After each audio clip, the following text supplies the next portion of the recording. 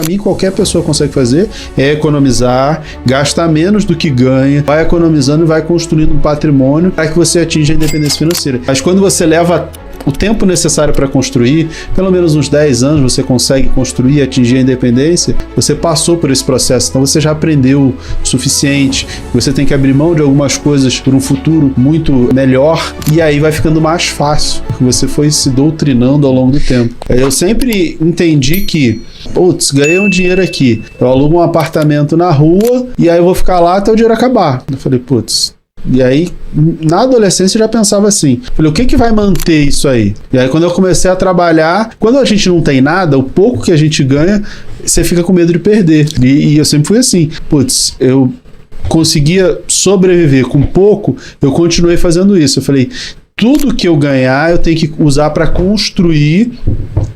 Na época eu não sabia que tinha esse nome, não sabia. Eu pensava assim, liberdade, só que a minha liberdade era sair da favela, não era liberdade financeira, independência financeira. Na época nem se falava, nem se usava esses termos e a gente não tinha acesso a essa informação. Eu comecei a investir com 17 anos. Eu peguei uns trocados que eu ganhei lavando carro, fui com a minha mãe na agência do banco, lá abri uma conta poupança, porque eu falei, cara, eu tenho que fazer esse dinheiro se multiplicar de alguma maneira. E eu olhava, via nos filmes, a bolsa de valores, o pessoal ficava rico, não sei o que. Eu falei, cara, é isso aí que eu vou ficar rico também. Aí tem algum jeito de o dinheiro vai fazer mais dinheiro. E a primeira coisa que eu vi foi a poupança. E aí abri uma poupança lá. Depois eu fui falar com o gerente, falei, putz, cara, essa poupança aí não dá nada, não rende nada. E eu tenho uma certa urgência. Deve ter alguma coisa melhor, né? Não é culpa dele que a poupança não rende nada. Eu falei, pô, deve ter alguma coisa melhor. Aí ele me apresentou um fundo DI. Eu falei, puta, agora eu vou arrebentar, agora eu vou ficar bilionário com esse fundo DI. E também não andou muito. Assim, andou mais que a poupança. A época que tinha a taxa de juros altíssima, até era uma boa rentabilidade, só que não era o que eu estava buscando, mas não era o que eu precisava. Só que eu fui fazendo e fui aprendendo, e apanhando, e acertando, e errando, para descobrir o meu caminho, trabalhando, empreendendo, abria a loja e dava aula à noite e trabalhava durante o dia, porque eu sempre, como eu era pobre, eu pensava assim, para eu chegar no mesmo lugar de alguém que não é pobre, eu vou ter que trabalhar o dobro. Então eu sempre tinha 2 empregos.